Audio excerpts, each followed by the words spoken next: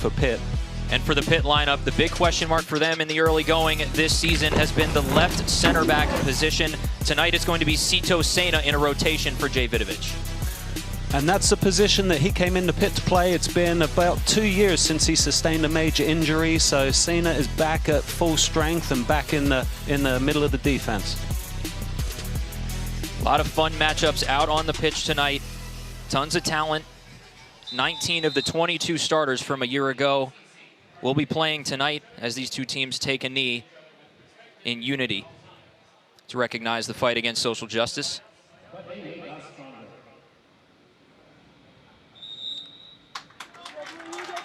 Something the ACC will continue to do, started last year and will continue to do throughout this season as well. So we're underway from Ambrose Urbanic Field. Two teams that made it to the College Cup semifinal a season ago. And David, that was just a few short months ago, something that's extremely unusual for college soccer. Yeah, it was really unusual to have a split season, kind of a preview of a perhaps 21st century model where a college season could last over a full season. But we saw a different take. We saw where teams were able to build in the spring from the fall.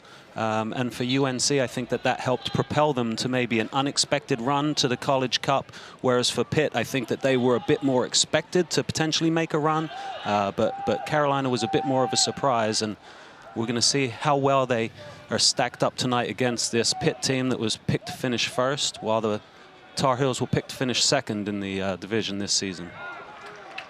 A long ball up top, trying to get to Jonathan Jimenez, as Jasper Loffelson was able to boot it away, and North Carolina will throw in from the attacking third on the far side.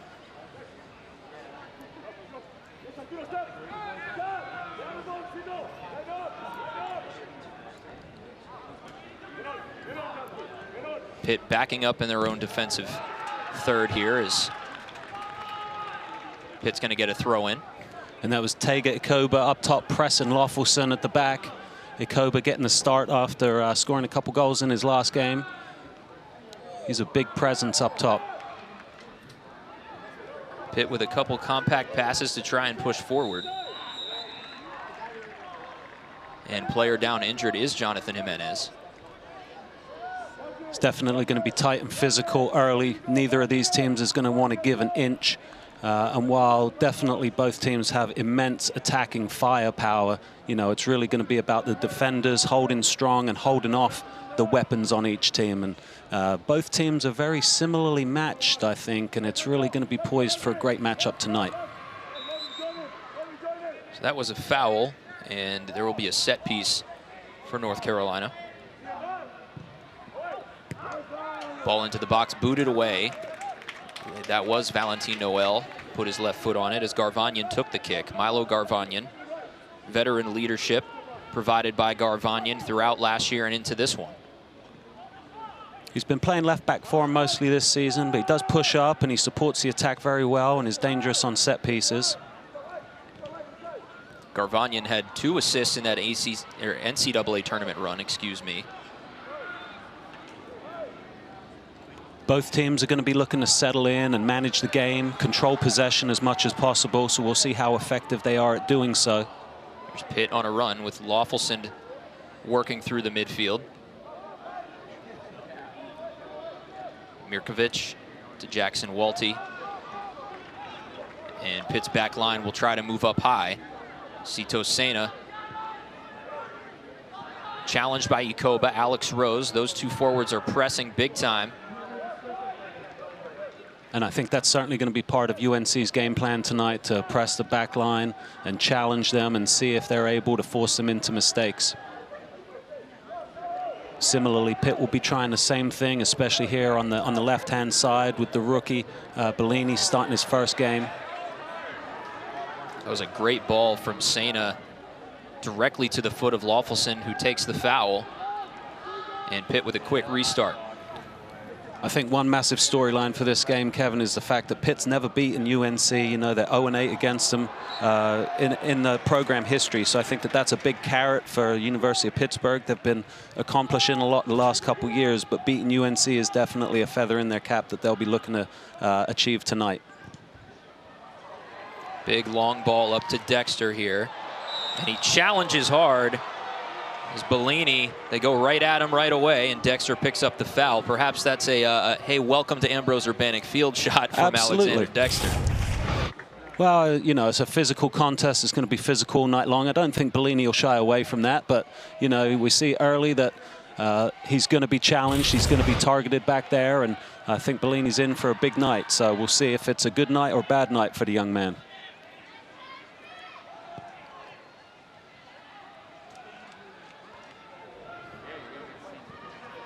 You said it, North Carolina has had Pitt's number for sure since Pitt has joined the ACC. 8-0 all-time against the Panthers is North Carolina. The last meeting was in March 5th of 2021 in the spring half of last season's COVID year. North Carolina was number 20 at the time and won that game 3-0 against a Pitt team that was highly regarded. And that was probably the first time that Pitt was truly favored in the matchup and was ranked higher and was firing well.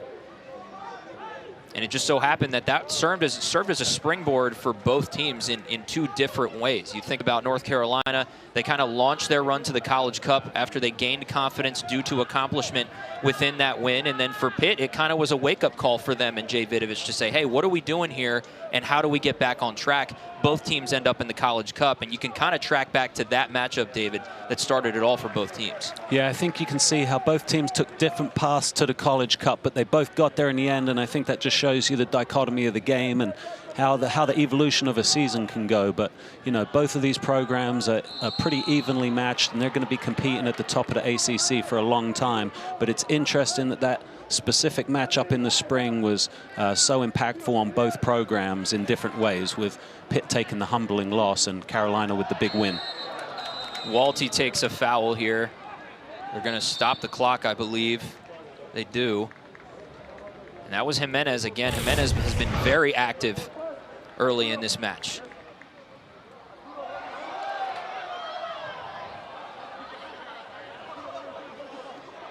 Little scare for the crowd there. The ref accidentally pulled out the wrong card, and it's going to be a yellow for Mr. Walty. Yeah, you might have heard the groans from the faithful here at Ambrose Urbanic Field, who line basically every inch of the stands that you could possibly stand at. And Walty's going to get a yellow card for that foul. And Carolina's going to have a set piece from a dangerous position on the pitch here. Santiago Herrera out there with Milo Garvanyan. And there's the accidental card. Oh, nope. A little bit scary. He had to laugh himself. I respect that. Honest mistake. Normally the refs keep them in different pockets. It's John McCloskey, lead referee tonight. Shot stopped by the human wall all the way to the net, and it is far left. Alex Rose popped up with a little rebound there, but he wasn't able to convert. I think he might have been a little bit surprised or thinking he could have been offside. I'm not sure, but it deflected a little bit off the wall, and Rose got a piece of it, knocked it wide. But Pitt's not going to want to be giving up chances like that deep in their half. Set piece opportunities. I remember Carolina's punished them here before in that manner, and you know it won't take many opportunities to get punished again if they're going to give up free kicks in that kind of position. It's a nice touch to Rose, who tries to get it to Ikoba, and now it's Herrera. Takes a shot, and it's booted out by Ordonez. What a stop by the center back for the Panthers. Boy, it's a great block, and Carolina's really challenging Panthers at the back early. Herrera had some juice on that shot as it curled toward the far post. Ordonez has been a stalwart back there for Pitt. He really is just such a strong player and seems to break up so much. So it adds a lot of confidence to that Panther line to have him back there. He's such a solid force and hasn't missed a game in a couple seasons now. 3 shots, 8 minutes into this match for North Carolina. And here's the shot by Herrera. And the stop by Ordonez. You think that probably would have went wide, but regardless, it's a challenge nonetheless. Yeah, and you don't see too many center backs with back heel flicks out. So that was pretty skillful from the Spaniard. Headed in, and another chance as Herrera was there again in front of the goalie box. Yeah, it was a nice play by Carolina. Pickering was able to head it back into the goal area for Herrera to have a good opportunity, a good look. Carolina definitely buzzing around the hive, and Pitt's going to have to sustain the ball, pressure higher up the field, possess through the midfield, and start to build some attacks of their own.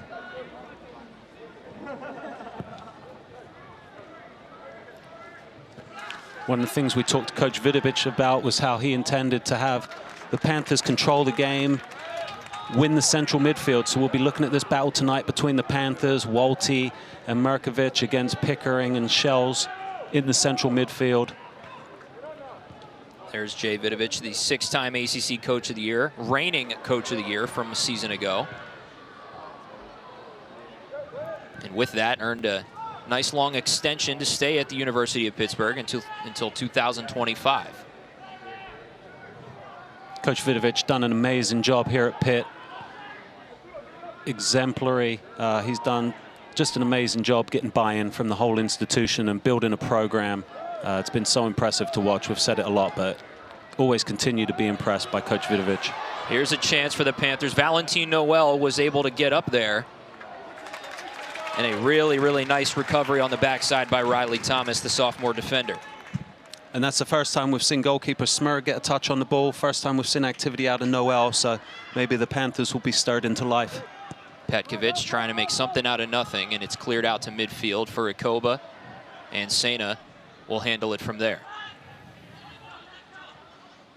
Pitt hasn't really been able to settle into the game yet, so they'll be looking to do so. You know, it's interesting, David, prior to that match in the spring with these two teams where Carolina basically thumped the Panthers down in Chapel Hill, it was really tight in the 3 previous matchups before that. All 3 of those matches ended in a 2-1 score, one of them in overtime, one of them on this field back in 2019, a really, really tight match. So we expect the same tonight from these two teams, especially with the experience they bring back.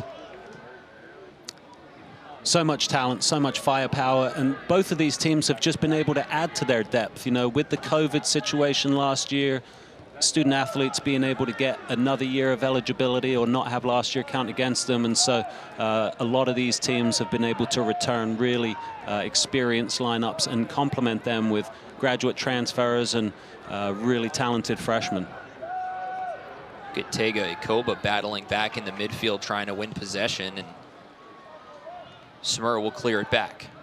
Here's a nice flick on from Herrera trying to get it to Ikoba. I know Tega Ikoba was a guy that really stuck out to you as we were preparing for this game, David. What have you seen from him so far? Yeah, I mean, the physical presence, obviously he's going to be giving Sito Sena fits all night, trying to keep track of him, and it's going to be a very physical matchup on the back line there. But he's going to test Pitt in a lot of ways, and we'll see if they're able to withstand the test. Good ball forward. Bellini, nice job with Dexter and Noel flanking him, is able to get it out of bounds.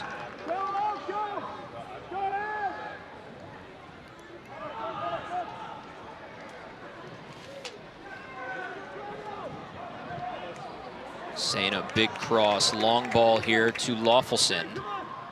And he gets the touch, working into the box, centering it up, and a score for the Panthers. Veljko Petkovic with another goal. 1-0 Pitt. What an outstanding goal from the Panthers. Lawfulson makes it all happen by beating his man one-on-one to the goal line. Slots it diagonally back for Petkovic. We've seen it so many times, and Petkovic knows exactly what to do with it. That guy loves playing at home, loves the big stage. Here's Lawfulson, beats Garvanian, knocks it by him, slides it back to the penalty spot. There he is. Veljko Petkovic slots it home.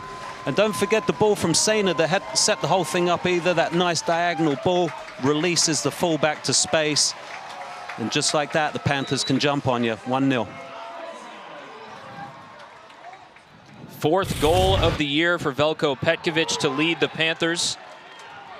It comes in the 12th minute of this match, and man, what a ball from Sito Sena. Maybe even better touch from Lawfulson to get the space. And that's what we've been able to, that's what we've seen the Panthers do previously, certainly last season, but we haven't necessarily seen them get back to that impressive form where they really click and gel. They've struggled a little bit, lost 2 games already this season, on the road albeit, but they have struggled a little bit. And when you see them able to put together an attack like that, you see, well, that's exactly what you're looking for. That's what they're trying to do, and that's how you finish a build-up like that. Jay Vidovich has got to be happy with that, but with the way this game has worked out so far and the chances that Carolina has had, this thing is obviously far from over.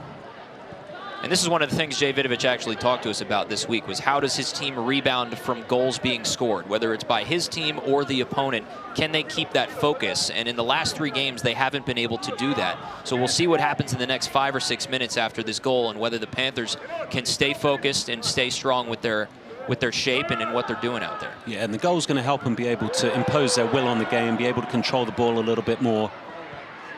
Now you see they open up to Loffelson again. Almost had another beautiful touch, and a great ball by Mirkovic to get it up there.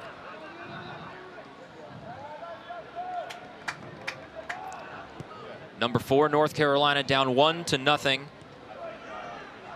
to the Pitt Panthers. Pitt on their home field, where they have not lost in their last 11 matches at Ambrose Urbanic Field. The last time they lost on this field was October 4th, 2019 against these North Carolina Tar Heels. Well, I think one big difference between tonight and that night is the fact that the Panthers scored the first goal. The first goal is so important in any football match, but not the least of which for these Pitt Panthers. You know, since the start of last season, they're 16-0 when they get at least a goal in the first half. Obviously, scoring the first goal makes a big difference too. And I think they'd struggled to impose their will on this game, and opening that up really is going to enable them to do some things and settle in a little bit more. And now you see kind of the momentum with them a little bit more, and a little bit more of a challenge for UNC to get back to playing in Pitt's half of the field. Crivello whistled for a foul over the back of Herrera. So a free kick from near the midfield stripe for Joe Pickering.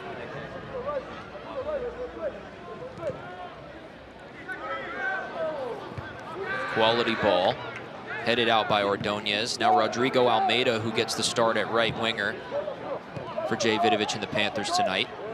Almeida has shown up nicely early in this season through 4 games and has allowed the Panthers to do some different things. Now the Panthers trying to keep possession. Dexter taken down, and that'll get a whistle. Herrera with some good sportsmanship. 2 guys chasing after the ball. Yeah, really good play by Jackson Walty. He wins the foul. The ref tries to play an advantage, but there's actually a second foul there, and the ref has to bring it back. There's going to be, every ball is going to be challenged tonight. So, you know, definitely every kick is going to be competed at a high level, and, you know, these guys are going to excel. It's going to be amazing to watch. Here's Sena again. Similar to what happened on the goal, a long cross here to Loffelson. Now Almeida, a nice touch to Noel with space on the right side. Tries to cross it, and a nice job of heading it out. That was Riley Thomas again. Really nice build-up play by the Panthers again. Again, the release to Loffelson down the right-hand side. I'm not sure if they're losing him or if Jimenez is not able to get back to cover him. But you see Loffelson's getting open. He's able to pick out Almeida, threads it through to Noel. He just can't find the final pass. I think he was looking for Dexter's head. Good defensive play by North Carolina there. And now we get to see the Panthers with a corner. Mirkovic will take it. Petkovic in the corner as well. Long cross to the far post side and punched out off the head of North Carolina. That was Filippo Zadarin.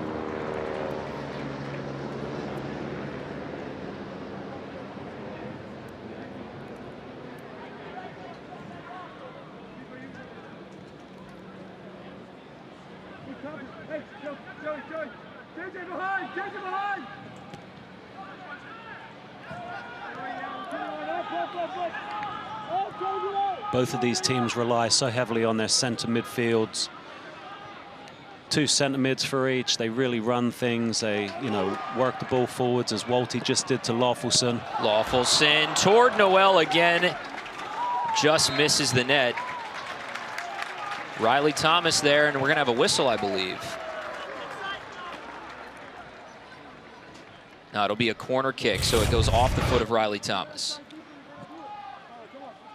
Nice build-up play from the Panthers. You see him finding Walty again. He releases Loffelson, who's just been torturing UNC the last 10 minutes. Couldn't quite connect with Noel, but that's a problem that UNC is going to have to fix. Long cross off the short corner, headed out once again. Jimenez trying to get it way out of there. And now Loffelson will take it at midfield once again. Panthers playing extremely high in the last couple of minutes.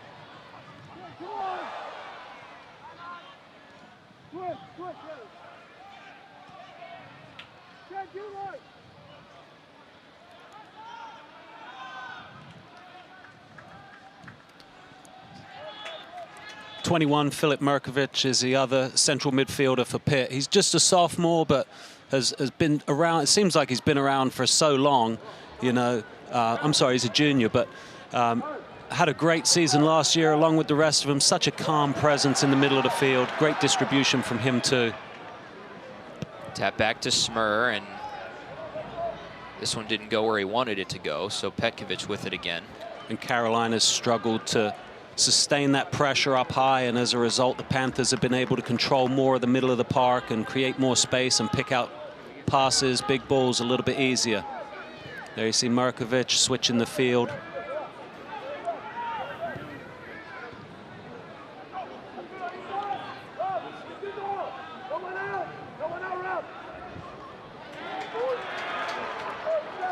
Here come the Panthers on a run. It's Walty in space.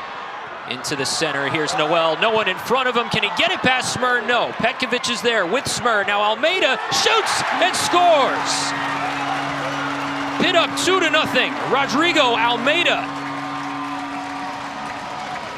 And UNC just has no answers for the Panthers right now. Smur makes a tremendous save from Noel, but there's no one around to clear out the rebound except Panthers, who are chomping at the bit. Great build-up play. Walty feeling it, getting a run up forward, plays Noel through. Great save by Smur. There's Petkovic, has time to think about it, lays it off. And here we'll see again, Noel. I thought he was going to score. Smur does tremendous to come out and make a stop there. Great play by Petkovic just to freeze the keeper. Almeida, he's not going to miss that. That's just clinical.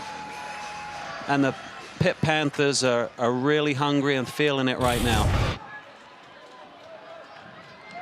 Almeida's third goal in his fourth game this season. Rodrigo Almeida earning his way into the starting lineup. Here's Ikoba now with a chance, and out from the net is Campuzano, who will take that away. And I see that number 20, Ernest Bawa, has replaced Alex Rose as the strike partner for Tega Ikoba up there now. He helped create that chance, which has been Carolina's first chance in a while, and Campuzano was equal to the challenge there for the save. And you said it a moment ago, David, Carolina having an issue maintaining that pressure up on Pitt's back line, not having the speed to do it, so they replace Rose with the quicker Ernest Bawa, who was with the team a year ago. And he has shown some really nice flashes in the first few games of this season. Yeah, and Carolina needed to change something, so hopefully he can help them possess the ball higher up the field and create some more chances. But the Panthers right now are just bossing possession. They just seem to want it a little bit more and a bit more organized. Here's a ball forward, a flick from Noel. Garvanyan coming all the way over to make a play.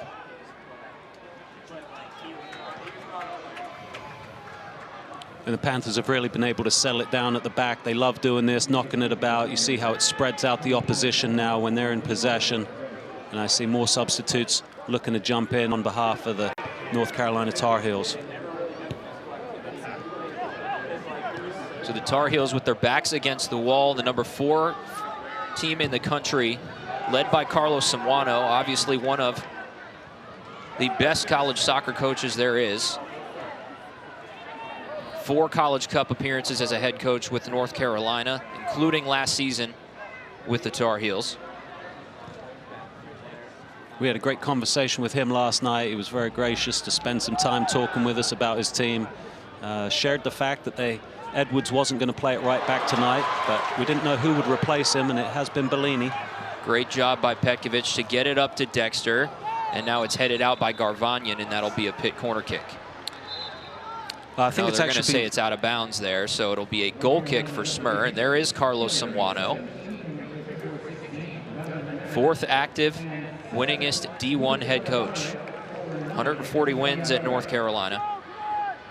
Picked 2nd in the Coastal Division this year, and his teams are always in contention. I think the thing that really interested me the most, David, about our conversation with Carlos Zamwano was the fact that last year we were talking about how North Carolina had some issues scoring goals. This year they haven't had that. Their offense has been able to find their way. Their talent has been able to feel more comfortable. So they've put more on the scoreboard. And we asked him, you know, what's the change? What's going on?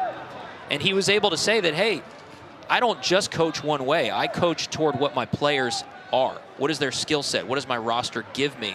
And I found that to be fascinating because there are coaches out there that just coach to a system and they try to plug and play a guy into a role that they define for the player.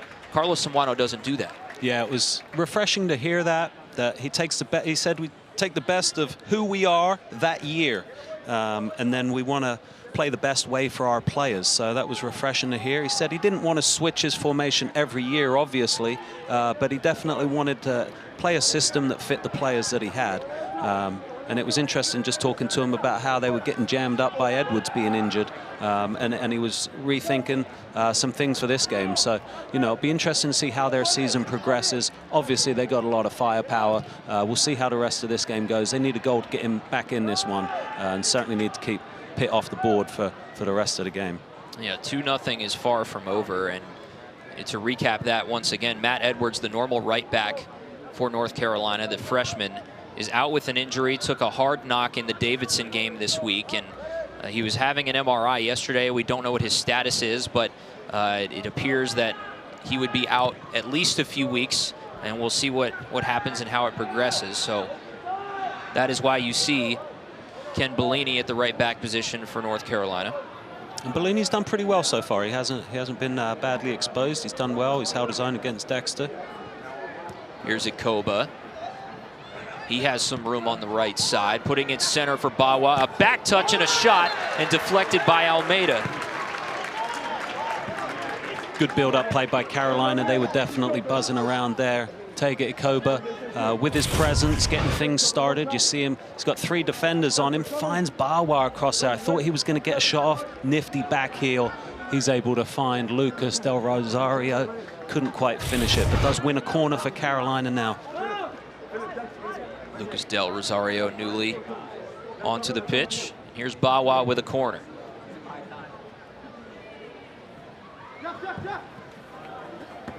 Punched out by Campuzano. Nico Campuzano. All-ACC first-team goalkeeper last year. Set the program record for wins in a single season and the record for minutes played. So solid back there, Campuzano. You know, you never see any mistakes, just solid all the way around. Handles the ball well, clears his box, communicates in an excellent manner, and just clean. Ikoba pushing up high here, trying to make the Panthers make a mistake. Loffelson pushing up on Garvanyan again. It's almost like a forward or an outside winger. Getting up high. He's made such an impact for this Pitt team. Just came on the scene last year. He was a grad transfer coming over from Cologne, Germany. But he's been massive impact for this Panther line. Really helped lock down that position and create so much offense, so many assists, so active. It's just a menace down that right-hand side and a real handful to defend.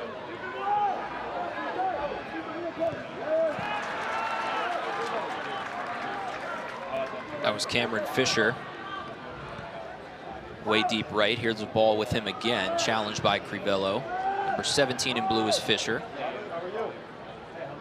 You know, Carolina's not going to go anywhere. And when we talked to Carlos Zamwano, he said it straight up. We're dangerous. You know, we can score now. And that was not the case a year ago. He wasn't shy about that. This year, they've already had a game where they recorded 50 shots against VCU, which is crazy if you think about that. And in the first 4 games this year, they've had 14 goals which is the highest output in the first 4 games of a season for North Carolina since Carlos Zambrano has become the head coach. So it shows you that already their talent is on display. Yeah, they've definitely been putting a lot of shots towards the goal. Obviously, Coach Zambrano talked about the fact that they need to improve their shooting percentage and make sure that they're converting more of those chances into goals. So they'll definitely be looking to do that tonight. But the VCU game was incredible. 50 shots, they tied 1-1, and it was just a bizarre thing to see. And you know, there's not many soccer games you get 50 shots total, let alone from one team. Yeah, he said, I've never seen anything like that. They had like 5 shots go off the post in that game. Great play by the VCU goalie as well. I've got to give a shout out to him. He played a great game that day. But yeah, Coach Zambrano, he knows that they're dangerous. They're much more of a handful than they used to be. You see their 14 goals so far this season. And it's all based on the personnel. Here comes Fisher, leaving it for Bellini, and it goes out. So a goal kick for Campitano. So now Carolina's been able to settle in a little bit more the last 10 minutes since Pitt scored their 2 goals. Carolina's been able to make some changes and sustain a little bit more pressure up the field, be able to create some chances. So they've been knocking on the door a little bit more and have really been working hard to get back in this game. North Carolina undefeated early this season, 3-0-1. The Pitt Panthers 2-2. Pitt took a loss to Akron on Monday on the road at the number 19 Zips. That was a 2-1 final. North Carolina 8-0 all time against the Panthers, have never lost. Meanwhile, Pitt with an 11-match win streak at home. The last time they lost on this field was to North Carolina back in October of 2019. Well, it's all set up then, isn't it, Kevin? I guess it's the announcer's jinx, right? We'll see how the next 5 minutes goes. Well, I do have to read this Coach Zambrano quote, which is, whatever happens, we are supposed to win. And I love that, just the air of confidence of North Carolina soccer, the history of the program, and the belief that they have. But I can't call it confidence, it's accomplishment. That's right. And so I've learned that, and Coach is big on accomplishment, and this program's accomplished a great deal over the years. One of the most dominant programs in the last 20 years. And, you know, they've really been impressive in the ACC. It looks like they're going to be really strong this year, too. But we'll see if they can better the Panthers or not tonight.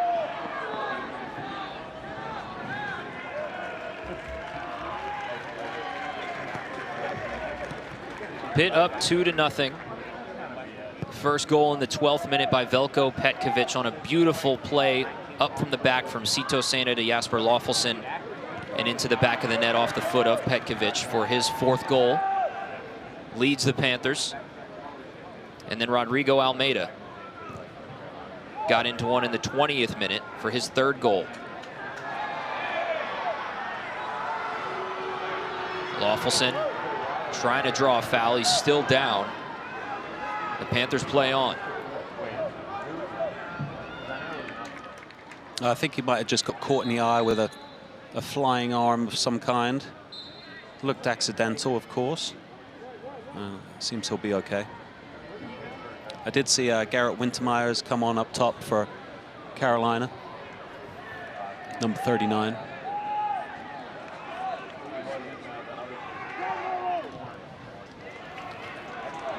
Here you see Pitt spreading out wide to Crivello. Looking for Noel. There was contact in the box. No call. The flag was up for offside as well, so I guess you call that a no play. But Noel's been active tonight. Yeah, he was offside by half a foot. Good call by the AR. Whether or not he was bundled over, I'll leave that alone. It doesn't matter. He was offside. Yes. Plays dead. Correct. Here comes Fisher. Fisher's looked good since coming on. Active legs.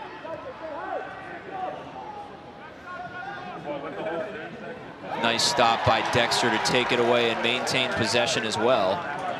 Dexter, number 13, works so hard down the left-hand side, and here's Petkovic. Looking middle. Now the Panthers reverse the field back to Lawfelson. Slipping on the turf. Now it's Lawfelson with a head of steam toward the net, into the center, and it's taken away by North Carolina. Just wasn't in the right spot for Lawfelson that time. I think he tried to lay it off for the assist and might have been better off having a shot himself. Ordonez chasing it down. Bawa with the challenge. Ordonez up to the challenge, cool and calm on the ball. Del Rosario into the box, and it's Campuzano settling with it. Well, we've got ourselves a game tonight. It's been a lot of action, end to end, both teams generating attacking opportunities. Certainly Pitt's made the most of their goal scoring opportunities. Carolinas haven't been as clear, but they have created. And with the change in personnel up top, I'm sure that those guys up there are hungry. There's a lot of competition for places. Ikoba and Rose getting the start tonight didn't necessarily make an impact, so we'll see if the other guys can. Bawa in particular has a lot of flair and can score in a lot of different ways. Coach Semwana talked about how he used his summer to get better, played for Manhattan FC in the USL 2 over the summer. So he's really working hard and trying to get the most out of himself. Pickering to Fisher. And out the opposite side. That was a useful ball by Pickering. He was able to break through the middle and lay it off out wide. Just wasn't the cross that they needed. But he was able to break open. Again, so much relying on that center midfield battle between Pickering and Scholes versus Walty and Merkovic. And a ton of subs continue for Carlos Samuano. This is Mark Winhofer coming on for Tim Shells. Winhofer, the graduate student, transferred in.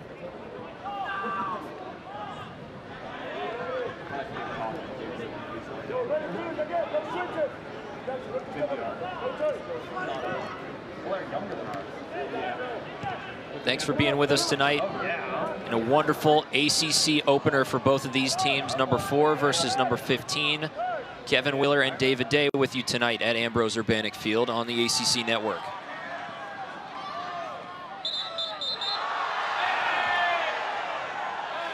Bellini and Dexter talking it over.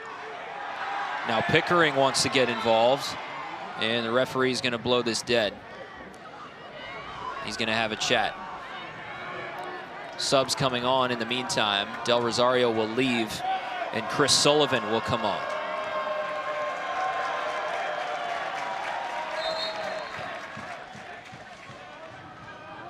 That's no cards issued. What's interesting to you? Del Rosario just came off. He's only been on a few minutes, so that's interesting that he's already brought Sullivan on for him. I think it's more of a tactical switch, but we'll see. I see Sullivan playing the right side.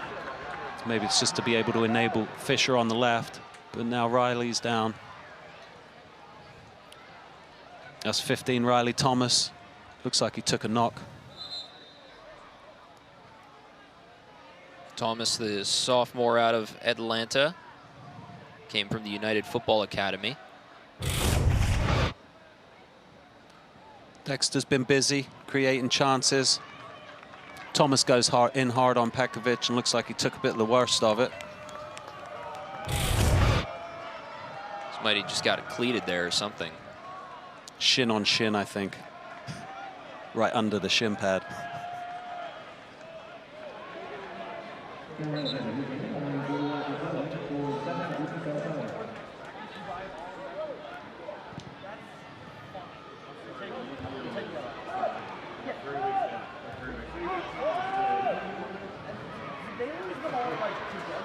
Some delicate football through the middle there by Pitt.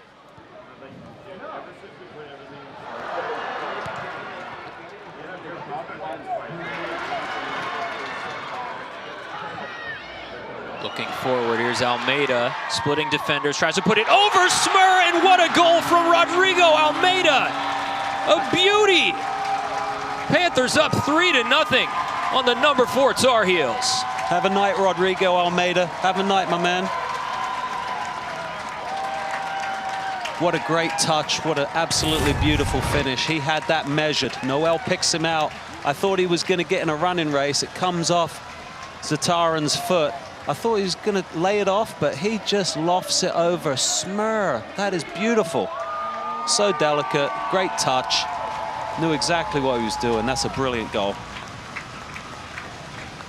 Just listen to the Pitt fans. That's good to see for that young man too, because I know he's had his fair share of injuries as well, and he's fought through so much. I know the coaching staff love him, and that just shows how hard he's worked and how much respect they have for him. Earned the start in such a big game, and he's already scored a couple goals, made a big impact. 3-0 Pitt. Rodrigo Almeida, with that goal, ties his teammate Pekovic for the team lead with 4 apiece. What a gorgeous goal. To see Smur off his line, placed perfectly. And man, did you ever expect this, David? 3-0 in the first half. Never thought we'd see it. I did not. I did not. But I don't think we're done with the goals, and I don't think Carolina's going away. So, you know, I think we'll see a few more tonight. Be interesting to see if these teams can hold the line through halftime. Obviously, you know, Carolina has to stop the bleed, and they cannot allow any more goals. For Pitt, it's going to be crucial that they don't make any mistakes, that they don't give Carolina an opportunity to get back in this game at this point in time. Because, you know, if you give them a sniff, they will take advantage of it to the max. There challenging for the ball is number 10 in white, Bertrand Jacquesson, who comes on for Almeida as he goes to the bench as a reward for his work in the first half with a couple of scores.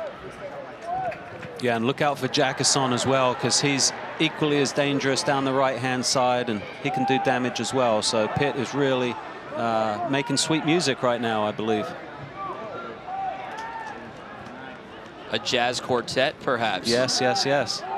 We talked to Coach Vidovic yesterday about the fact that their offense wasn't clicking yet. They'd been rushing, they weren't patient, they were forcing things, and that their offense was more like heavy metal music rather than the jazz that they like. And I guess that was stolen off some German coach who coaches some team in England. I forget their name.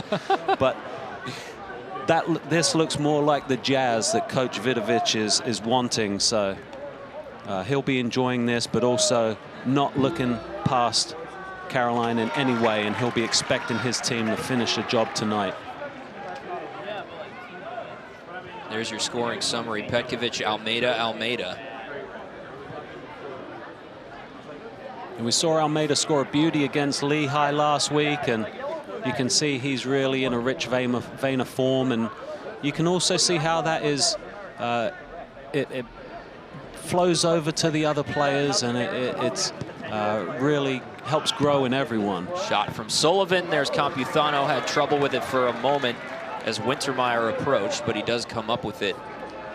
Scoring is contagious, and you can guarantee that all these Panthers tonight are going to be wanting to get on the score sheet and wanting to have their name on the scoreboard against North Carolina Tar Heels in what could be a historic win for the Panthers tonight.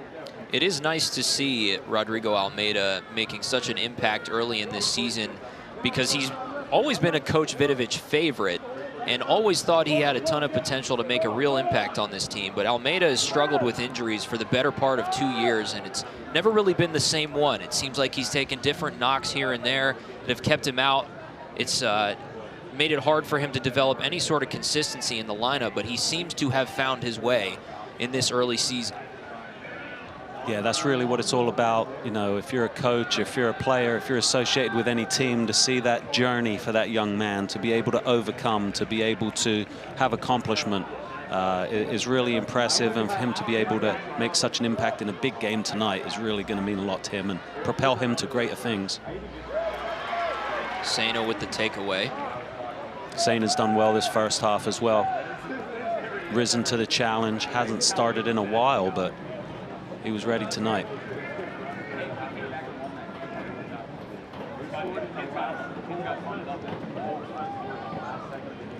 Pitt now playing their patient game, managing the game, controlling possession. Well, I did want to ask you about the fact that, you know, a couple of these goals have come on some long balls, and that's something that Jay Vidovich told us he was a little concerned about in relation to that heavy metal music analogy you just made.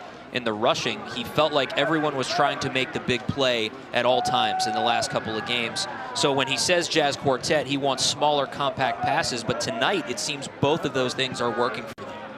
Yeah, they've really got off to a good start and done all the things that they wanted to do. I mean, controlling the ball, spreading it around, big diagonal balls, finding people to release, which is what he talked to us about, you know, looking for whether it be Petkovic, Merkovic, Walty, releasing, you know, fullbacks, wingers into space, creating great opportunities as a result. That time Loffelson was offside.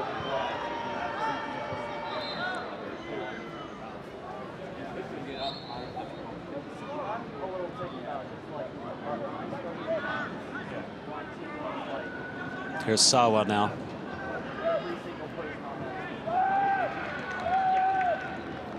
Ernest Barwell, I'm sorry. He's been kind of quiet, though. Carolina needs to get him the ball a bit more. That was the big thing that we mentioned coming into this, was North Carolina had a lot of guys that had ability to make one-on-one plays.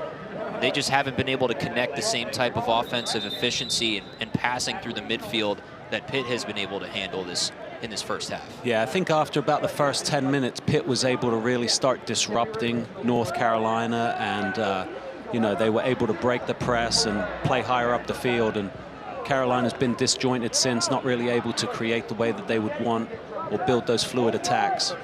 They've changed a lot of personnel as well. Fisher, a good ball. Turning and shooting, and that's stopped by Campuzano. That is Garrett Wintermeyer. It was a good opportunity and a big save by Campuzano.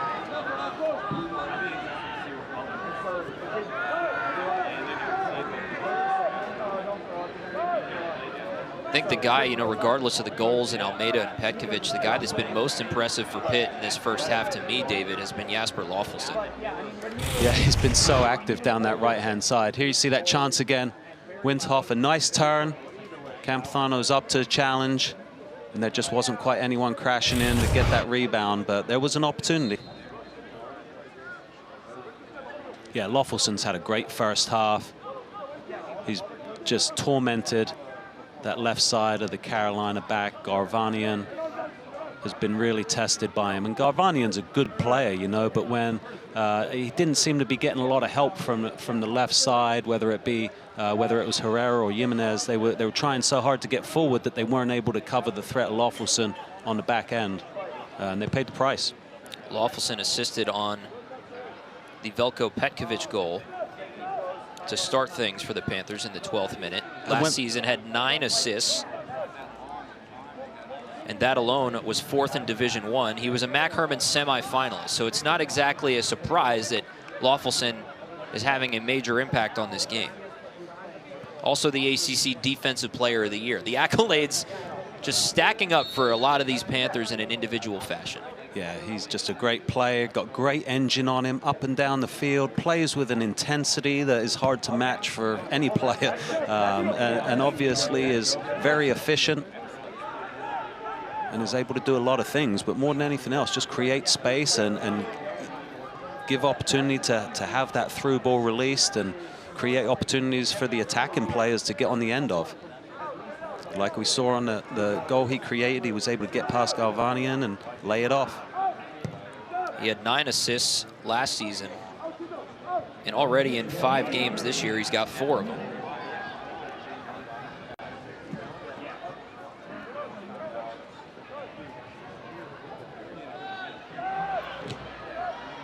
Walty trying to carry it himself. Look at Petkovic. Just sticks his head down there. Yeah, just stick it out. No big deal. Dexter, Petkovic. Panthers trying to connect with Jacasson. And Smur is able to pick it up. And that's just how confident they're feeling right now. Petkovic almost hit that blind, just knowing that Valentin Noel and Jackson were up there, and one of them might be able to get onto it. So it was worth taking a chance with a few seconds left in the first half, and what a half it's been for the Pitt Panthers. How about Alex Smurd, too? Second team All-ACC last year with 10 shutouts, and tonight, 3 goals put up against him. Can't be too many nights he's had a night like tonight.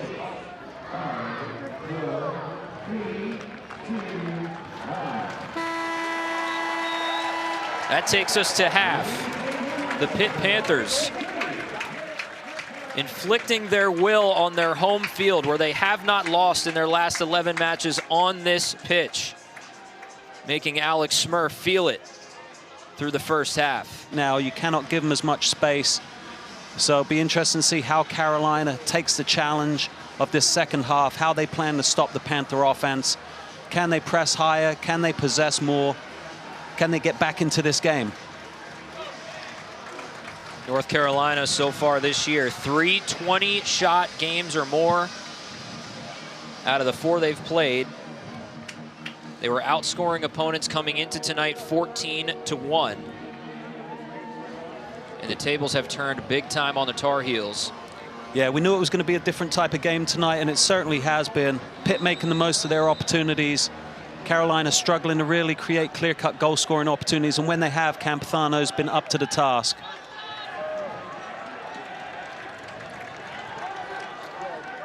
Second half, we see Yaya Bakayoko, number 29, starting in the central midfield for Carolina there.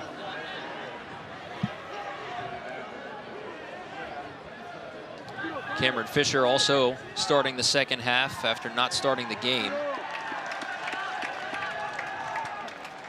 We'll see exactly what this Carolina lineup looks like, but it looks like now Joe Pickering's playing right back. Bellini's playing up front with Tega Ikoba. And you have Fisher here on the left side. Shells and Bakayoko in the middle, and it's Herrera over there on the right. So some changes for UNC coming into second half. Pickering at right back, and now Bellini up top.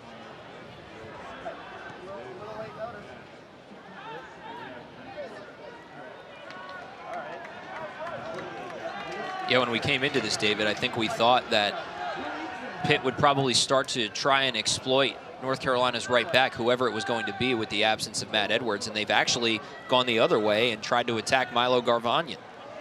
Yeah, that has been interesting. I think as much as anything, that was been about Loffelson being able to get up so high down that right-hand side and just overpower Garvanyan. So it's really been a testament to Loffelson, and I think that you see there Cameron Fisher is closer to him in this second half and is starting on this left side for Carolina, so I'm sure he'll be paying closer attention to Loffelson, trying to prevent him from making those deep runs and being able to get released by the diagonal balls and through balls.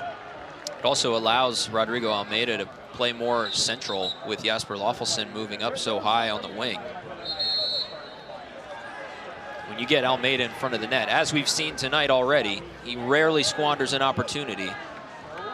Yeah, some of the rotations and movements off the ball by these guys, and yes, Pitt has absolutely took their chances, but you know, they were quality chances that have been created where they were able to get numbers forward and create space and create mistakes in the Carolina back line.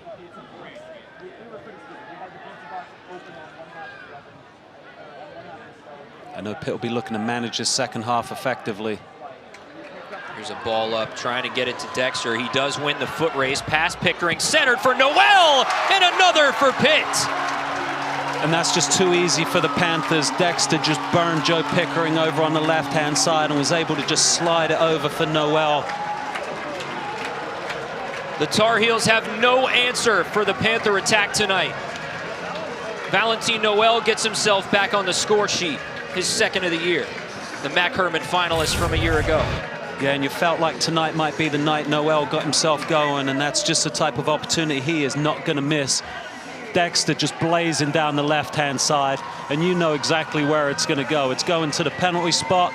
Valentin Noel, boom, 4-0.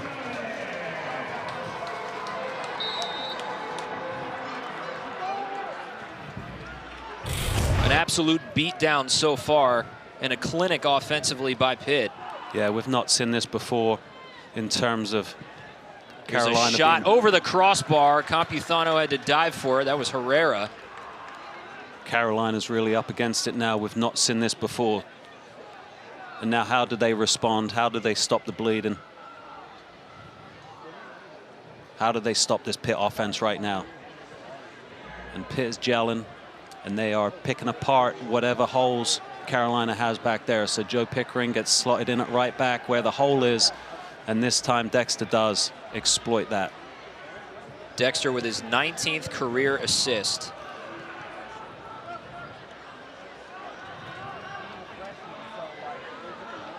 Dexter himself last year was an All-ACC third-team member. Across the ACC, with the amount of returners that are coming back with the COVID year, 21 of the 30 members of the All-ACC team from last season are back this year playing in the ACC. Yeah, that's really stunning, unprecedented. So it was such an unusual year last year, and you know, in talking to Coach Vidovich and Coach Samwana, but both teams, both coaches, both programs were just so happy to have been playing, grateful that there was a tournament, and grateful that they had the opportunities to get on the field. Hopefully now things are getting a bit more back to normal. There's an unforced turnover by Lawfulson, and Bellini is taken down, so North Carolina will get a dangerous set-piece spot out of this. Lawfulson can't believe it. And he's going to get a yellow.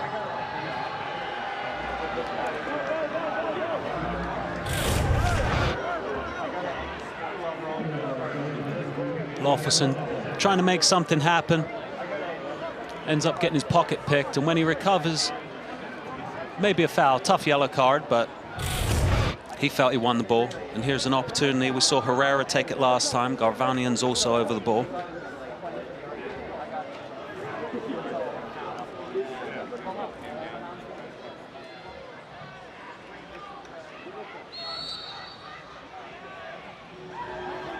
Garvanian way high,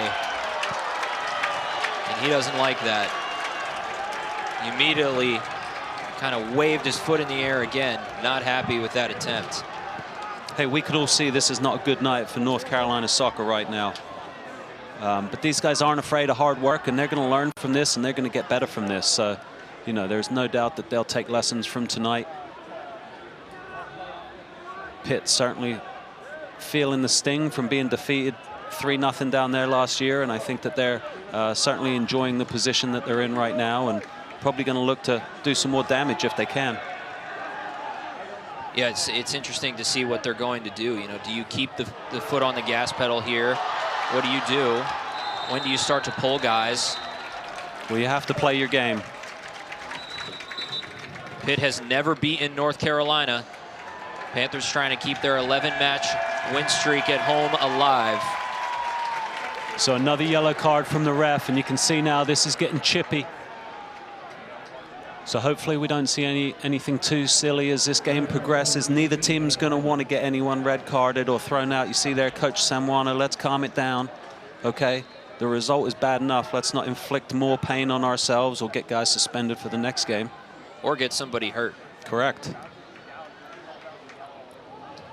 And the thing about it with last year, and the reason that all these coaches that we talked to, Jay Vidovich and Carlos Samwano, two of them, of course, the reason they're advocates for the 21st century scheduling model with 2 semesters of play is to avoid injuries, to allow more recovery time for their players. I mean, you think about Pitt is going to have to go to Penn State on Monday and play a game, and they're worried about where they're going to practice on Sunday. I mean, that's 2 days away.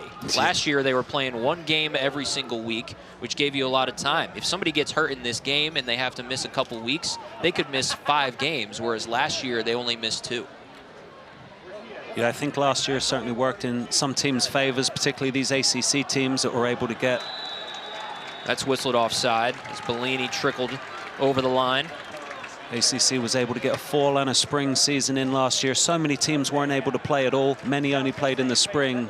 So these ACC teams definitely gained a competitive advantage by being able to play for the whole season. That is cleared out by Walty.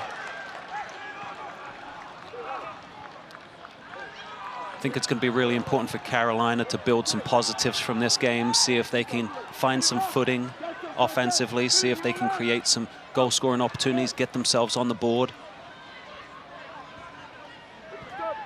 But all the while, they cannot let themselves get exposed at the back, and Pitt has a lot of weapons, and they are clicking tonight. Herrera, just out of the reach of Ikoba. And that's unlucky, but you can see the frustration. Carolina not used to being in this position, extremely frustrated tonight. Not been able to create the type of chances to make their offense go, not be able to control the ball, control possession the way they would want to. And they have really felt the wrath of Pitt being clinical tonight and finishing their opportunities.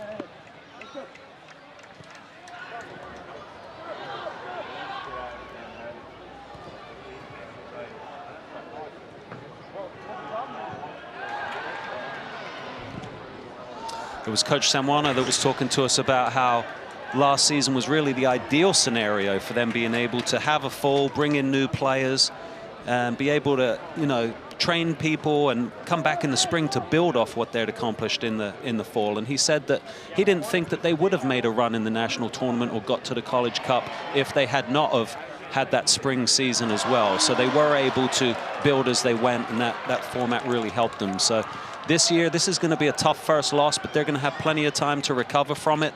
And certainly the challenge has been laid down by Pitt Panthers to North Carolina for this Coastal Division. I did like Carlos Samuano's analogy with what last year was. It's basically, you know, the fall, it was just them building, had a lot of new guys. This one crossed into the box and taken out. And then in the spring, you build on it. So it was almost like going from Algebra 1 to Algebra 2. Whereas typically in this fall scheduling model, you're basically restarting Algebra 1 every single year. And you got to cycle a bunch of guys in and retrain and reteach. So it was just nice. And now with all these guys that have come back, this is almost like Algebra 3. You know, you keep moving through. You just have so much more buildup from the last 3 semesters of college for these players. So the quality of soccer has certainly increased across the board. And it's not just Carolina or Pitt that has benefited from it. It's the entire ACC. Yeah, for sure. There's been a huge advantage for these programs. And, you know, we'll see how it plays out. Now they've been able to bring in freshmen as well that are going to complement them. I know that Pitt's team is much deeper, North Carolina much deeper, so you see more talent. And we're going to see, you know, young players maybe not be rushed along, maybe be brought in at the right pace. So that would be good for them. Ken Bellini getting forward. He's been let loose. Pekovic has to bring it up because the rest of his teammates are way offside. Loffelson thought he was offside. I'm not sure he was, but he stopped his run thinking he was offside, and the Panthers have a throw now.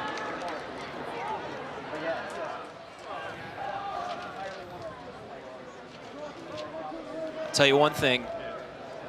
Panther faithful got the memo about what this matchup meant. Tons of fans at Ambrose Urbanic Field tonight. There is a person at every possible spot you could be in this building tonight, and it's a beautiful thing to see after last year playing much of the year with no fans at all. They get to watch Pitt up 4-0, riding an 11-match win streak on this field, looking to make it 12. Carolina was the last team to beat Pitt on this field back in October of 2019. Yeah, that'll be slaying another demon if Pitt can win tonight. UNC and Wake Forest, the only ACC teams that Pitt has never beaten. Into the middle, Dexter, another quality chance.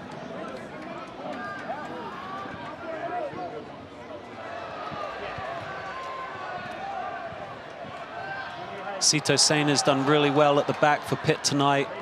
He's always great on the ball. I was a little bit worried about his speed, and if Tega Ikoba was going to be able to get the better of him, but Sito has been up to the challenge, and he's really combined well with Arturo. They've been well connected across the back line, and they've done very well back there, protecting Campazano for most of the night, and Campazano's been up to the challenge when tested. Petkovic trying to find some space. Carolina is going to go with another change shortly. Subs are at midfield. Nice touch by Dexter there. Crivello getting forward. Ernest Bawa, Garrett Wintermeyer coming on. And it's Bellini and Ikoba going off, so fresh legs up top, and Carolina will see if these guys are able to make an impact. Both of them have had early success this season. One of the things that's interesting about tonight, Carolina coming in 3-0-1, putting up tons of shots, generating lots of offense. Panthers had been struggling a bit, 2-2. They've taken road losses down at West Virginia, at Akron, beaten Lehigh 2-1 here. So things have been tight for the Panthers, but I think that this result will really ease a lot of minds in the Panther camp, and this is really, I think, who the Panthers are. But Jay Vidovich has never been afraid to play a tough schedule, and so he built a tough schedule for this team. He wanted them to be tested early. They have been. They've gone to some tough places. They've experienced losses, tight games, hostile crowds, and so I think that Coach Vidovich is really trying to prepare and build this team again for another run to the College Cup, maybe take that next step and see if they could win a first national championship for Pitt Panthers soccer. But there's a long way to go.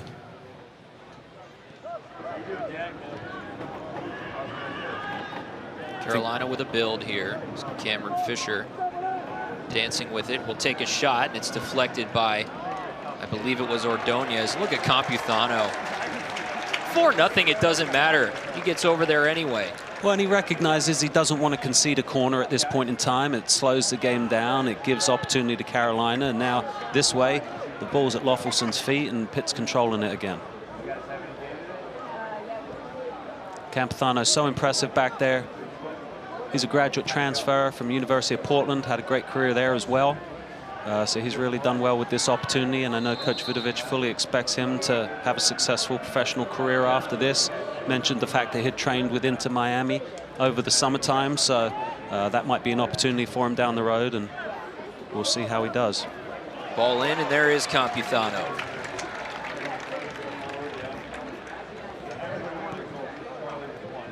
Also spent time with Seattle Sounders U23 Academy.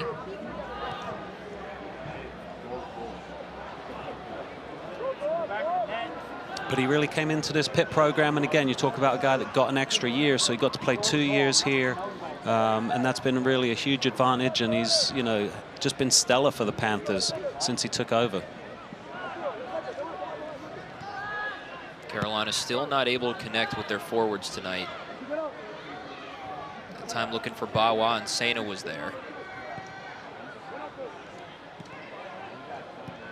I mean, I think, to be honest, Pitt's just really disrupted everything that North Carolina wanted to do. You see, they've hurried every ball, they've pressured every ball, really took away any kind of space and time that they may have, challenged everything.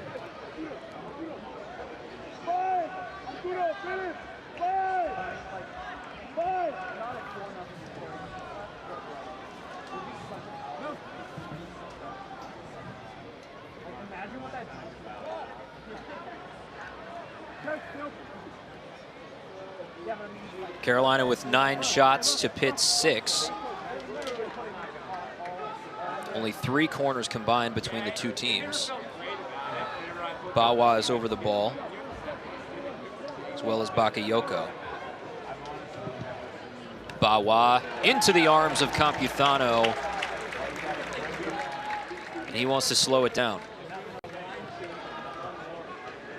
Yeah, I like Bawa. He's had trouble getting going tonight, as have most of the Carolina guys, but you can see the potential there. You can see he's hungry for the ball and to make an impact.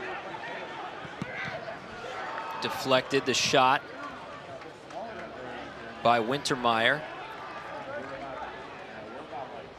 Well, David, coming off the Akron loss for the Panthers, they were focused on a few big things that they needed to get correct in this game tonight against North Carolina. Avoid offsides, avoid unforced turnovers, and bounce back after goals, whether they're scored by your team or against your team. What would you give the grades in those 3 areas tonight? Well, they've definitely been able to keep themselves onside better. I think there's only been a couple tonight. The turnovers, I think they've done much better controlling the ball in the middle of the park. I mean, I do think a lot of this has to do with being at home, being on your home field, being in front of your home crowd. I think the crowds helped create a difficult environment for North Carolina to play in, but Pitt has managed the game better. They have reacted well to scoring, and they have limited Carolina to to unclear chances, you know, and a couple good chances they had, Campuzano was equal to the challenge. So I really think Pitt's accomplished their game plan. More than anything, I think they've been able to control the central midfield and not allow Tim Shells and Pickering to be able to have a huge impact, playing balls through, picking out some of those attacking players. Chris Sullivan just came on for Cameron Fisher. This one trickles out the other side, so Wintermeyer is really just trying to get a score on the board for North Carolina. I think the big thing I saw from Pitt was the patience, you know, and you saw it especially on the third goal where Petkovic was able to kind of deke the goalie and pull it back and lay it off for Almeida. That's patience, and I think that's the difference. Pitt's been a little bit more clinical in the build-up and in the finish.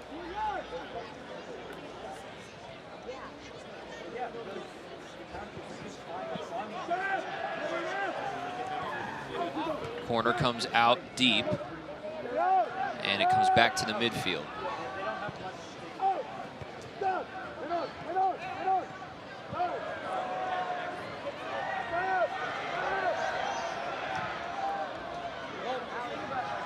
And now Carolina has to get back and defend. They've recovered well. Pitt happy to slow it down, control possession, manage the game.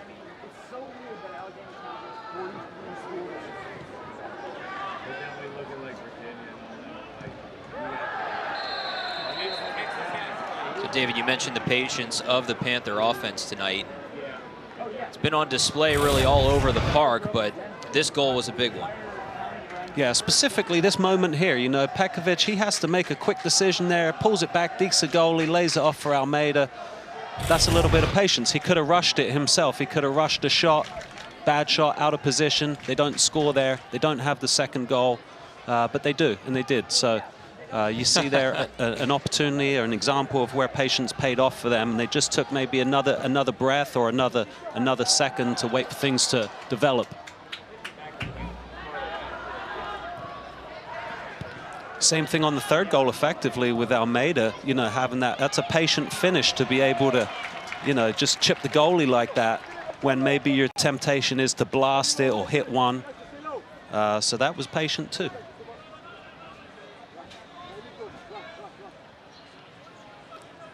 When you talk to Jay Vidovich, David, that is one of the big things that you notice from him. And although he may, you know, he can say things and you can notice that he is frustrated, but it's rare that he changes his face and his demeanor. He's always showing a strong front, and he's patient with his players, which is what gets them to buy in this way. Here's that goal by Almeida. Yeah, I love this too. Such a delicate touch, but he does. He takes a second, he looks up, he sees where the goalie is, and he takes his opportunity to float it over the keeper. So we're seeing some patience out of Jay Vidovich's team tonight. As we see Jesper Loffelson coming off, probably for the evening, as Brandon Claugette came in to play right back. Dexter coming off as well. These guys getting rewarded. Mirkovic also coming off. So Bertrand Jacquesson coming on. Jacquesson, the ACC Freshman of the Year, has been coming off the bench in the last handful of games for Pitt. And you talk about the depth and talent that they have. Who would have thought that Bertrand Jacquesson would be coming off the bench this early in the year? Yeah, I think he's been managing some injuries as well, so that may be part of what's dictating that. But just he's a special player too, and looking forward to seeing what he can do the rest of this game. Campuzano there again. Wintermeyer continues to pepper balls toward his way. I see also number 7, Guilherme Feitosa, has come in central midfield for Pitt. So what a luxury for Coach Vidovich to be able to rest his players with 25 minutes left against North Carolina. And with another game on Monday, that's the stuff you kind of have to do. And, you know, if this thing was tight and went 2 overtimes, you're looking at a tough turnaround to play again on Monday on the road. Yeah, absolutely. So they'll have a much greater chance of putting in a great performance on Monday night. For Carolina, I think they've got a few more problems, you know, with Edwards being out injured and trying to rethink that right back position, or even the formation. Coach Sumwana last night was thinking about formations, and he might well be thinking about that right now. How his personnel may be able to match up better in some of these ACC games if he's not able to play, you know, 4 at the back or Matt Edwards at right back.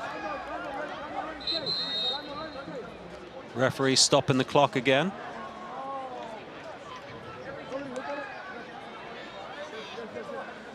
I thought he might be giving a card to someone, but apparently not.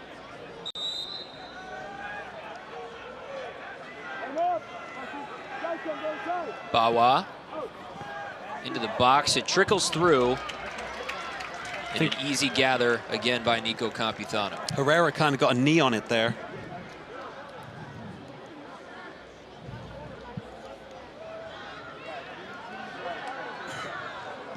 It was a dangerous turnover, but Carolina was not able to capitalize there. It's a nice ball by Claggett. Trying to find Almeida. Nifty. Rode the touch line.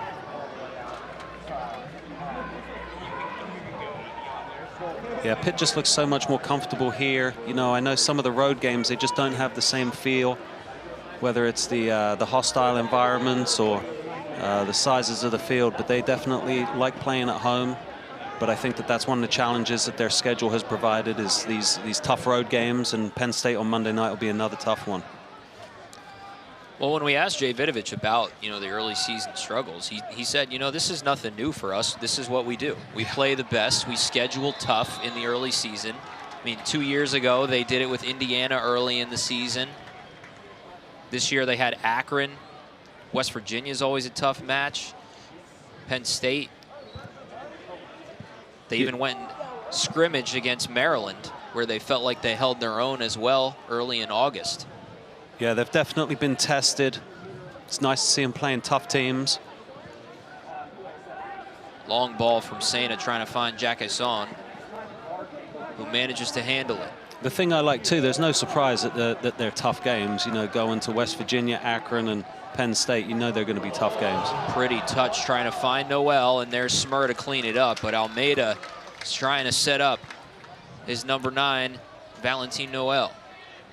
I know North Carolina did have a scrimmage against Marshall in their preseason that ended 1-1, so they did take another run at Marshall. So that was one of North Carolina's preseason games, but they got off to such a great start. I mean, they beat Bucknell 7-0 in their first game. Then came the VCU game. Nice touch there by Almeida, trying to set up Noel. You see Pickering was able to use his body to disrupt that. Well done. Here's Sullivan out wide. Challenged by Claggett. This one crossed in and booted out by Ordonez. And David, you mentioned how good the Panthers are on this field. And of course, they're riding an 11-match win streak here. But also in their last 4 matches, or I guess you can count 5 matches if you include tonight, they've outscored their opponents 20-1, which is a ridiculously lopsided number. Yeah, they defend their home turf well. Another free kick for Carolina, so another opportunity. Yeah, you see the stats there about playing here at Ambrose Urbanic Field. It's been really impressive. 4 clean sheets to end the year last year.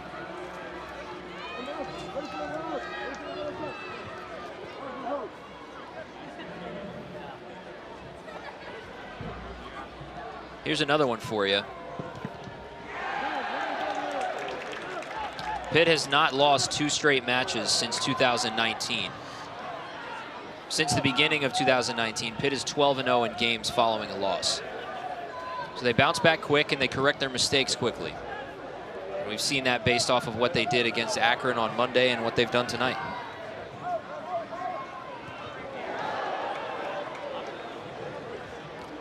Very athletic from Ordonez there. I thought he could have got whistled for a high foot, but he was able to get away with it. I think the ref's done pretty well tonight. Hasn't let it get out of hand, so hopefully that continues. That's the point in the game, David, that I always wait for, is when do you finally analyze the officiating? I always wait for that moment. I've been analyzing him since the beginning. He's done good. Yeah. Well, analyzing him from the beginning and finally verbalizing it, I guess, is what I'm talking about.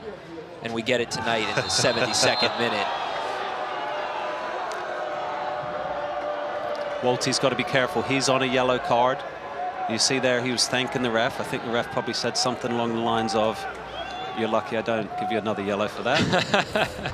But that's managing the game right there.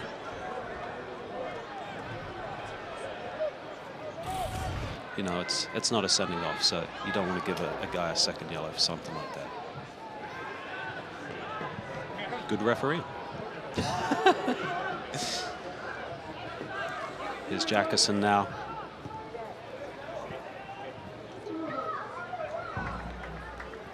Tough night for Smir back there. Oh, we're giving a pop to the refs. I like that. John McCloskey, well done. Fonzie over there on the far side. You've done well too. Very sharp. Good job. Good job, sir. Yeah, didn't you tell me at one point that you think that every player and coach, I guess, should officiate at some point in their careers? Oh, yeah. Oh, yeah. Even if it's just youth ball. Yeah. Absolutely. Got to gain that extra perspective. And, of course, I assume that you did that. Oh, yeah. Yeah? My dad was a referee's secretary in Cambridgeshire, so he did all the assigning of all the games. And then when me and my brother got qualified as ARs, we'd run the line for him. And we used to do, like, you know, Tottenham under-18s, Arsenal under-18s. We did, you know, top men's leagues around Cambridge. It was a lot of fun. That's beautiful. But we learned the game. You know, we refereed a lot of youth football as well. Yeah, I think refereeing's great. I mean, you can make money doing it. You learn the game.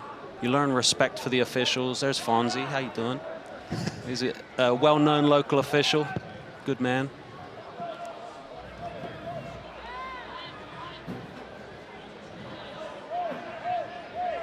Everyone should probably coach as well, Wheels.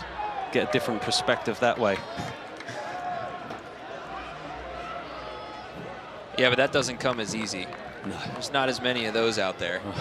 I don't know who'd want to be a ref anymore either, so. True. You know, unfortunately, they're all thankless jobs, but thankfully there's people that step up and do them, so, you know, it's awesome if you have the ability and the will, so please do. Talk about coaching pedigree, and on either sideline tonight, you can't get much better than what you're looking at. Jay Vidovich and Carlos Samuano. You know, they kind of remind me of each other with their demeanor, as we see now a chance for Bawa, who's getting a run on. This shot goes wide. Campuzano exhales. Nice opportunity for Carolina there. Wasn't quite able to convert, but that's the type of stuff they need to be able to do to try to, you know, get on the score sheet and see if they can put a bit more respectability back in the score line. But they're not going to be happy with 4-0, so they desperately want to get on the board and see if they can get back into it. So Bawa and Wintermeyer come off, and Ikoba and Bellini come back into the striker positions. Lucas Del Rosario also on for Santiago Herrera.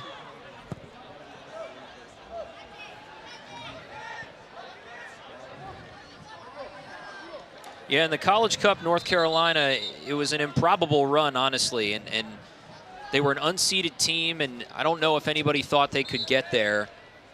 And you think about their run and how close they actually were to being knocked out. In the second round, their first match against Charlotte, it went to double overtime into PKs, where Alex Smir had to save 2 penalty kicks. Charlotte actually hit the post in overtime, inches from being knocked out of the tournament. In the third round, they go on and defeat the number 4 seed Stanford in a draw that was unmatched, really, in the difficulty of it for North Carolina. Joe Pickering was the one who notched the game-winning goal in that match. Held Stanford to only 4 shots, which is the way they won most of their matches last year. Then in the quarters, they beat Wake Forest, which is huge. Fellow ACC match, 5 seed Wake Forest. Giovanni Montes de Oca scored to even it early, and then Santiago Herrera wins it later after a long lightning delay. And then, of course, if anyone watched the semifinal in the College Cup against Marshall, they only allowed 1 shot, and that 1 shot went into the back of the net for Marshall. Montes de Oca also hit the crossbar in that match.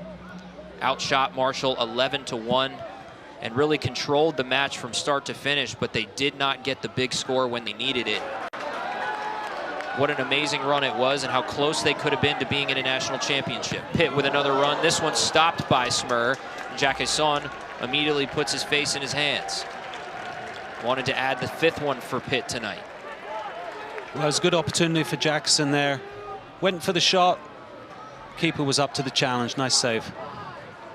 David, I know you followed the tournament pretty closely last year, and that run by North Carolina, and especially that semifinal against Marshall, was something else. Yeah, I mean, it was a tough loss, you know, for Carolina, and I know that Pitt's loss was pretty tough too. Credit to Marshall, though. I mean, I really enjoyed watching Marshall in the final. I thought that they were an excellent team. It was weird to me just how different a game the final was compared to the semi, where they'd only managed a shot, because they clearly were a talented team, but they played the matchup and they came out of the game on top. But for Carolina, you know, I think it was a great experience for them. Here you see the save from Smir off Jackson. Yeah, Jackson, you see that's why. I mean, he hit it right at him, hoping that he would dive one way or the other. Something I thought was interesting talking to Coach Samuano yesterday was that he didn't really want to talk about a run to the College Cup. He said it was more an accumulation of hard work and that they have high standards, and it was really about an everyday battle to get better, and that happened over the course of the season. Jackson once again off the long feed, and he loses possession.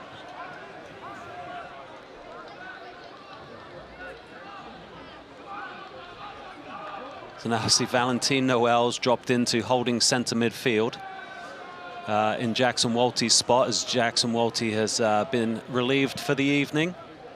So here you see Valentin Noel, last year's ACC Player of the Year, dropping back to play holding center midfield. So shows you the versatility that he has. We've seen him play fullback before. He can do a lot of different things, Valentin.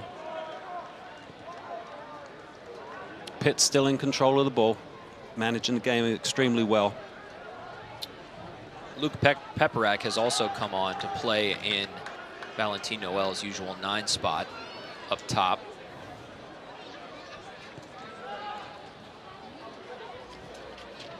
This is what you want to do if you're Jay Vidovich too, right? You want to give some of these bench players some quality minutes against North Carolina, obviously a top side, this just not being one of their nights. Yeah, this is a luxury Coach Vidovich did not anticipate having tonight. I'm sure he didn't think he was going to be able to get some of these guys off the field as early as he's been able to.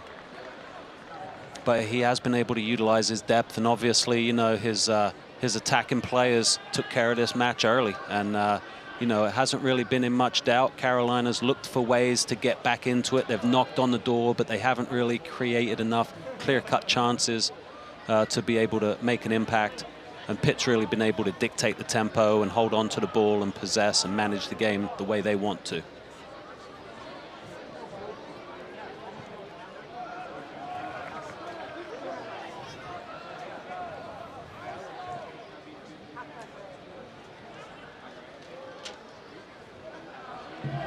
Yeah, it's funny, you were talking there about the semifinal matchups and being impressed with Marshall, and of course Indiana, a national powerhouse, was there, and that's who knocked Pitt out of the tournament. And we asked Jay Vidovich, you know, how long did it take you to get over it? And he was like, well, it took me about a month to watch it, and I found that fascinating, where he said he actually watched the entire game over the course of a month in 5-minute increments and broke it down possession by possession during that span of time. And that was when the players weren't even here, and you know, basically, I don't know, are you a glutton for punishment at that point, or are you just that focused and have that much leadership? As you see Valentin Noel go down, and Panther fans don't like that, considering what point it is in this game. And Petkovic comes over to protect his leader. And you see Crivello just pointing to the scoreboard for Tega Ikoba. Sure, we don't need anything silly here, and to be honest, Ikoba didn't intend anything there. He may have been a little bit late into the challenge, but I don't think there was any malice there, and that's what the referee's having a word about now.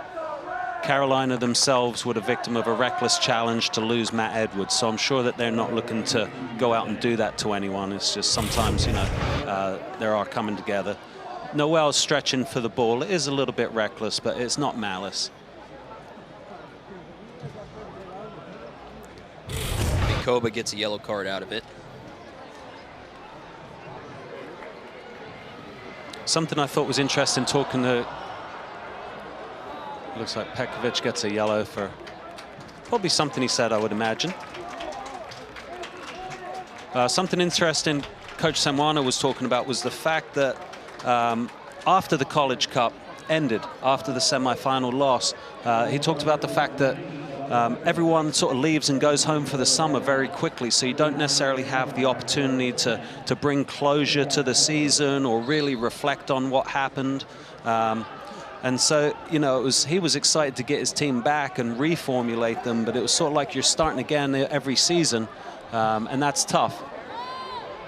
But it's especially tough when your season ends in May and everyone, you know, goes off to different places. So I thought that was an interesting perspective just about how there wasn't really closure for some of these teams. And it's tough to deal with a semi-final defeat. I think Jay probably forced his closure watching the match as closely as he did. This shot goes wide. Yeah, it's not fun losing semifinals. But what can we do? Tons of subs here as Mohamed Abdelnadi comes on for Sito Sena. Sena gets rewarded for a great job at left center back tonight, which was a big question mark and has been for the Panthers this season. Petkovic and Rodrigo Almeida coming off as well. And there you see Michael Sullivan coming on for the Panthers. Petkovic leaves. He's had a great night. Mohamed Abdelnadi coming on at the back for Pitt. He started a few games there at the left centre-back position. Luke Mort also on. He's been nursing an injury. Jay Vidovich trying to get him some activity tonight. Clock stops again.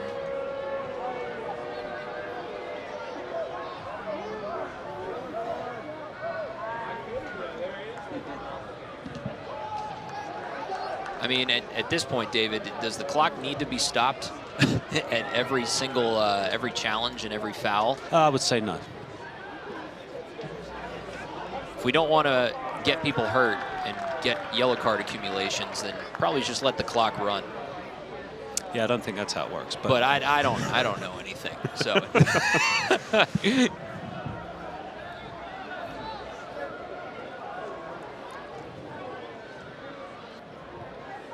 Yeah, it's definitely been unusual. I wouldn't have predicted 4-0 coming in here. I thought it was going to be a much tighter game. But Pitt has really been efficient with their chances and killed the game off really with that fourth goal early in the second half. And Carolina's just really struggled to get going. It's Clemson up 2-0 on NC State. No surprise, the #2 Tigers. Been the class of the ACC for the last few years. You see Wake Forest in danger at Louisville, always a tough place to play. Still knotted at 1-1 between the Irish and the Eagles. And there's Syracuse, David. You said it. Yeah. On the road, 3-1 over Virginia. Got to look out for the Orangemen. They might be a thorn in some people's sides. But there's no easy games in the ACC. Just a really quality league from top to bottom. A lot of talent. We asked Carlos Semwano about the ACC last night, and I really, I really did love his response to us. He said that I triggered him with the question because he said, I can't think about it in its totality because it only makes me anxious.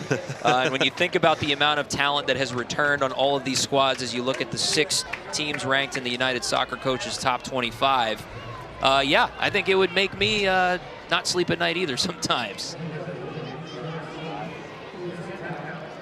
And so now Valentin Noel has left the game. I see Sullivan has quickly dropped down into holding center midfield to replace that spot.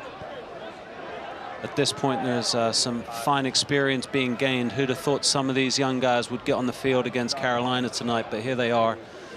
Carolina, too, has been able to really use their depth. Maybe not the result that, obviously not the result that they wanted, but, you know, valuable experience either way. And at the end of the day, it counts as one loss, and it's one loss to Pitt. You could have lost 1-0 in overtime, you know, and had an even more crushing defeat. So I think sometimes getting your butt kicked's not the worst thing in the world, and maybe this can turn into a good loss for Carolina, where they're able to utilize it to fuel them, to inspire them and to demand more. to make sure that they don't get themselves in this position again. Well, that's certainly what happened with Pitt when North Carolina beat them this way down in Chapel Hill back in March. And we noted it earlier how that win by North Carolina against Pitt in March of 2021 kind of changed both of these teams' seasons on their run to the College Cup. And you could certainly say that tonight could serve as the same. But only time will tell. Yeah, it'd be interesting to see how these teams react to this result. I mean, North Carolina is going to play Campbell, and then they have Duke on the 19th. So, you know, the games come quick, and there's not a lot of recovery time. So their next challenge is waiting for them. And we'll see how they do with that on Tuesday. The Panthers will take on Penn State on Monday.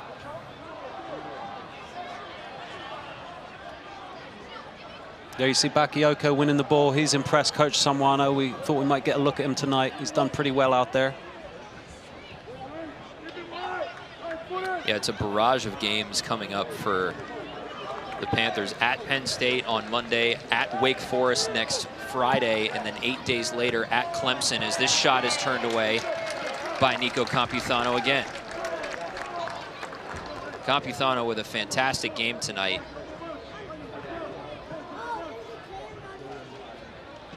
That was Wintermeyer once again on the challenge, who's been all over the place really in this second half, really trying to throw as many balls into the line of fire against Campuzano as possible. Wintermeyer looks to be a handful. He's able to break through there, gets a shot off, and Campuzano's got it measured. Strong hands, gets behind the ball very, very well. Great reactions. Corner coming in, into the air, and who's it off? It's going to be another corner. Looks like they're going to try and quickly restart here. Del Rosario's over there to take it again. Carolina really still trying to get something positive out of this game. Pickering, it's back out to Sullivan, who tries to strike it, and that's Mort who turns it away. And yeah, David, if they could get one in the last couple of minutes here, I mean, that's going to make things feel a lot better as you walk away. Pitt seems equally as determined not to give anything up, though, so I'm not sure that it's going to happen.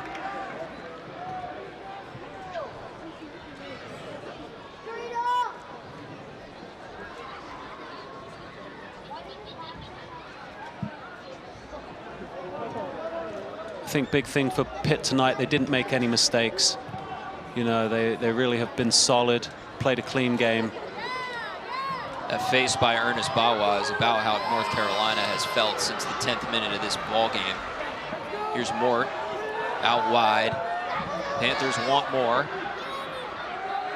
Guilherme Feitosa.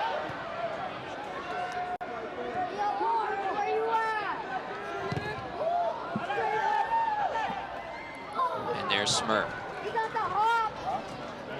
So we highlighted in the beginning Alex Smur, who last year was second team All-ACC, had 10 shutouts, and this was not his night. Of course, the Panthers put on a clinic through the midfield with their building attack, and you could argue that some of those, he didn't really stand a chance. Yeah, certainly he's not the reason they're getting beat 4-0, but he's stood up.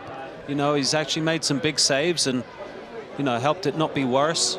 Obviously, Carolina has some issues to fix, but the right back thing's going to have to get fixed. But they've had some young guys step in and get some experience tonight, and I'm sure that'll help them. And on the other side is Valentin Noel, and 14 goals last year, Mac Herman finalist. It was funny because when last year began, he wasn't even a starter on this team, and Edward Kiza left the team early in the season, and Valentin Noel stepped in and made his presence felt quickly. As Lucas Matuszewski gets a hand coming on, Arturo Ordonez will leave. Panther faithful getting into it, and Valentin Noel gets himself back on track tonight, David, with a score. Yeah, I kind of felt like this might be the game for him to do that. You know, him and Pekovic like the big stage. Noel wasn't going to be struggling for very long with the service provided on this team, and he works so hard, not afraid to come back and get the ball and get things started himself. So good for Valentin Noel. And the Pitt Panthers off to a good start in ACC play. And on the list of firsts for Jay Vidovich since he took on this rebuild project, or maybe just build period, at the University of Pittsburgh. He adds another notch to his belt tonight by defeating North Carolina for the first time in program history. This adds to other things over the last couple of years. First NCAA tournament, first College Cup, first ACC championship game, first win against a #1 team. You could go on and on and on about what Jay Vidovich has done to put his stamp on this program in his 6th season with the Panthers. He has certainly put them on the map. We asked Carlos Samuano about that. He said, well, everybody's acting surprised that Pitt is good, and I'm saying, well, of course they are.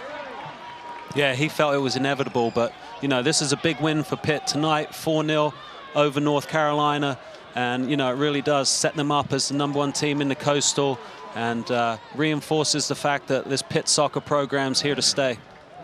And regardless of the win, or the losses, excuse me, that Pitt has taken with their 2-2 record, the ACC games are what matters. Yeah, and this was a huge win tonight for Pitt at home in front of this big crowd. And it sets up this AC season very nicely. We'll see how North Carolina's able to respond to this defeat tonight. I'm sure it'll be an eye-opening experience. But tremendous game from Pitt Panthers, excellent ACC matchup. So Pitt earns their 12th straight win at home and their first ever win against North Carolina. Previously, they were 0-8, and they give the fans a well-deserved hand. David, the crowd was electric from start to finish. Yeah, and I think it makes a huge difference.